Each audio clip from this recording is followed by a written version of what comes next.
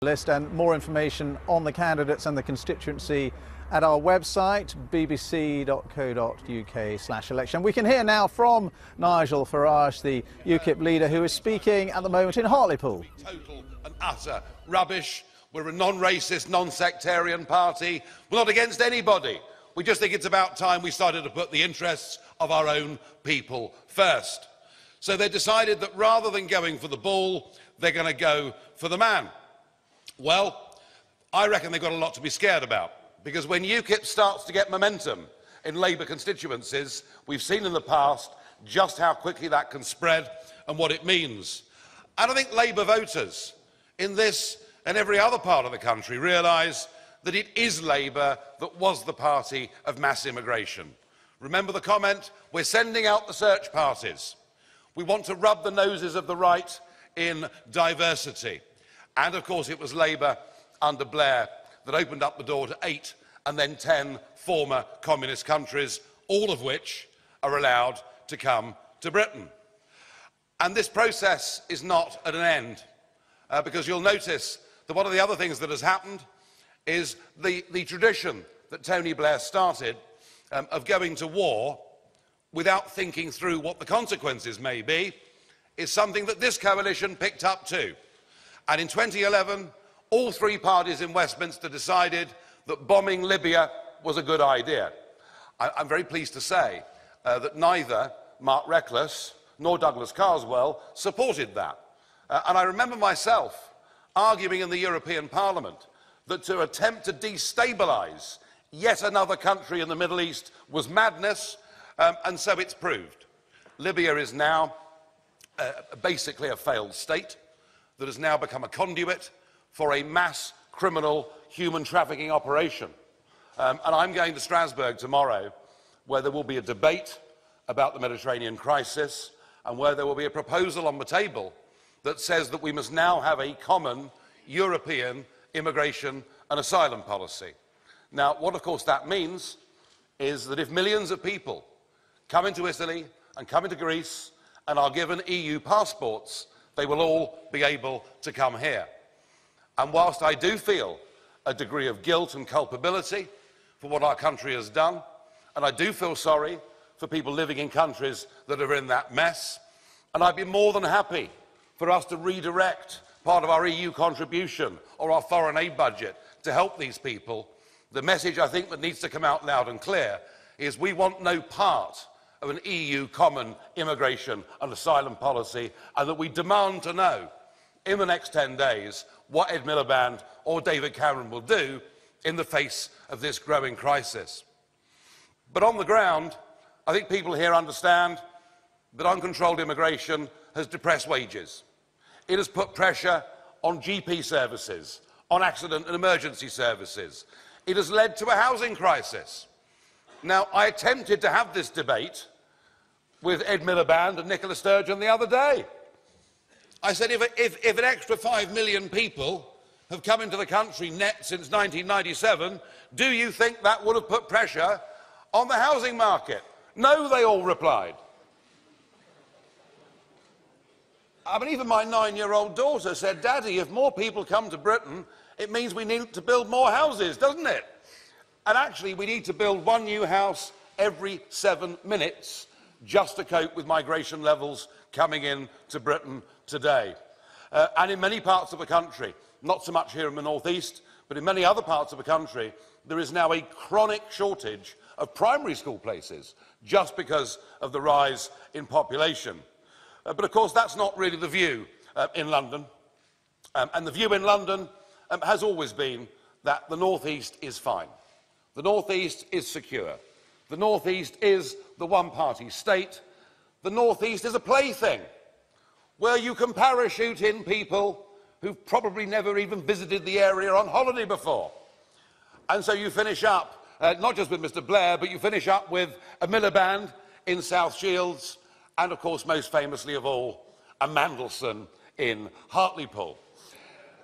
And they've got away with it for years. They've got away with it for years. But the lesson, of course, is this. Scotland was the Labour one-party state for many years, and we've seen how the SNP have managed to destroy that. So, you know, nothing is forever.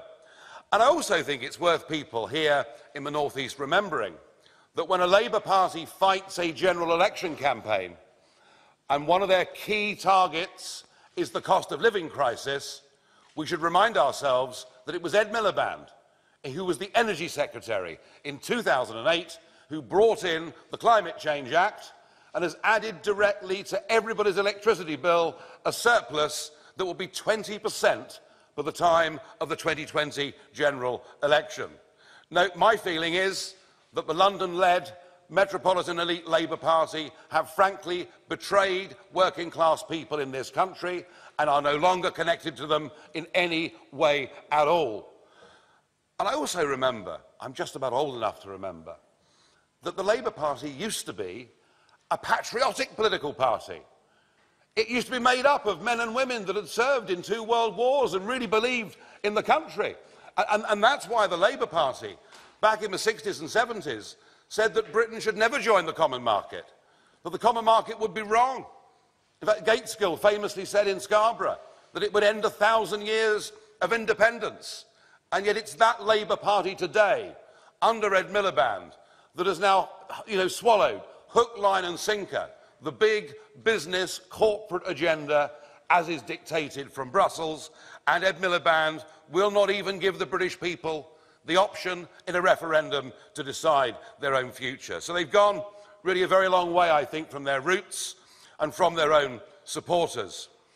And I think what's becoming increasingly clear is that Labour now could not form a government without the help of the Scottish National Party.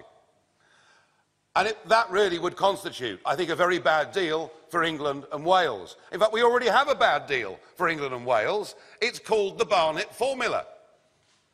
Now, I know I get into trouble in this particular part of the country, but most of England thinks that Hadrian's Wall is still the dividing line between England and Scotland. I know that 1 or 2 of you in the room will take objection to that comment living in Northumberland. But metaphorically speaking,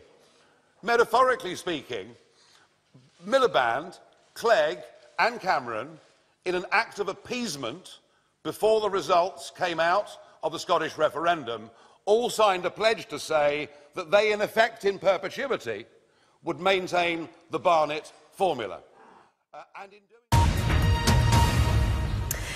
breaking news to bring you: the death of Keith Harris, the variety star and ventriloquist who made his name working on television with his puppet Orville, has died. He has died of cancer at the age of...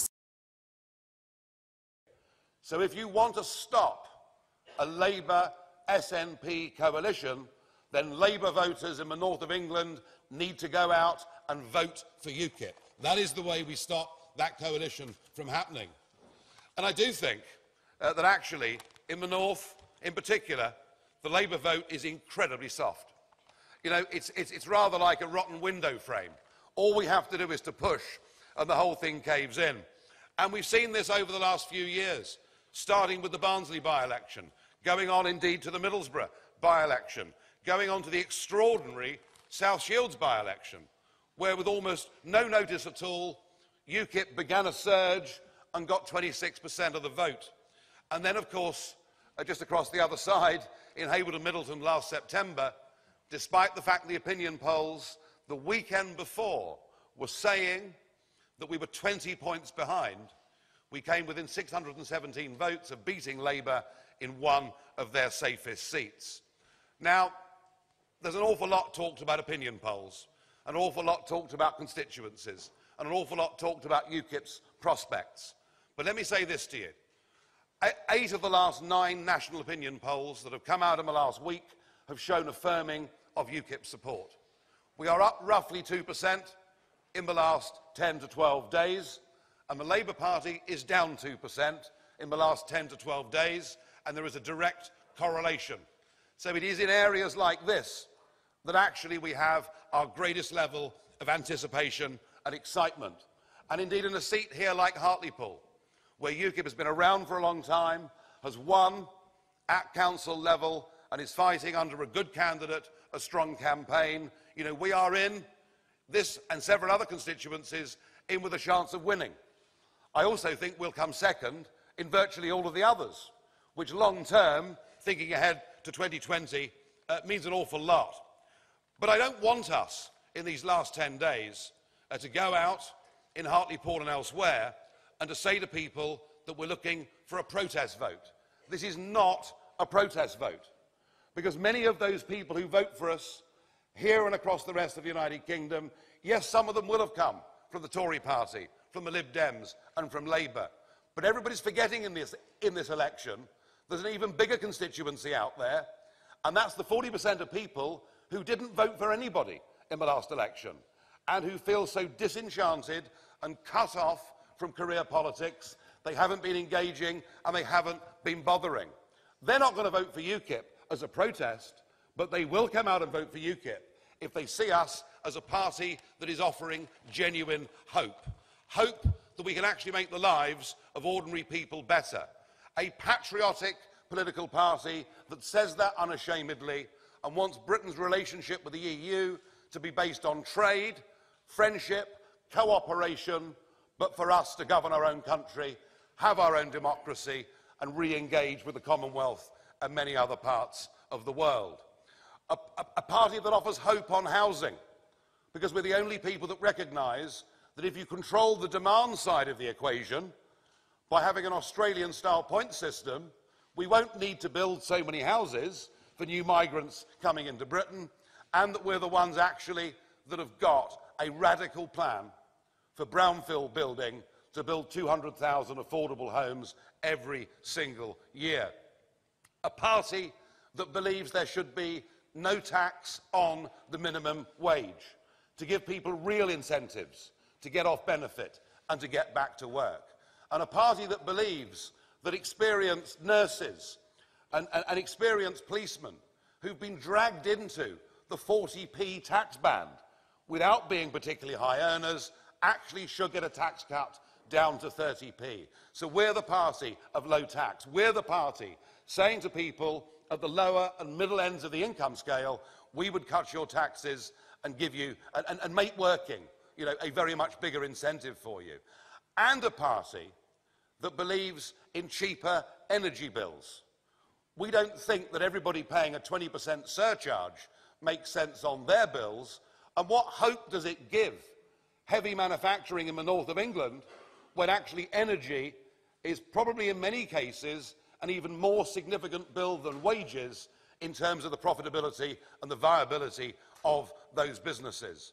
And a party that has thought about some of the social issues, a party that has understood that the bedroom tax has caused great misery and great unhappiness to huge numbers of people in this country, a party that has thought about the particular problem that many women face, where they suddenly find their retirement age that they'd expected has gone up very rapidly. And only UKIP is actually putting on the table a flexible package for retirement, so that some women will not have to wait all those extra years and could take a slightly reduced pension earlier. It's a party that wants a fair deal for England. It's a party that is unashamed to be English as well as British. You will not see me tweeting any pictures of white vans with crosses of St George's in a derogatory way. We have got 10 days to go in this general election campaign. Every attempt has been made to talk down our expectations. Every attempt has been made to squeeze the UKIP vote. But I think there is a misunderstanding amongst our political classes and some of our media classes that actually people who vote UKIP do so because they believe in what we stand for. And that if more people out there can see in some of these North East constituencies that we are the challengers to Labour, that we are the only people that can beat Labour in these constituencies, then I think we may also get some tactical voting, because the only truly wasted vote in the North East of England is a Conservative vote. So I want to come back here in a few weeks' time, when we've broken through, won our first seats in Parliament from this part of the world, come second elsewhere, and are preparing ourselves to be the biggest party in the North East by 2020. Thank you very much indeed. You can do some questions, yeah, brilliant, okay.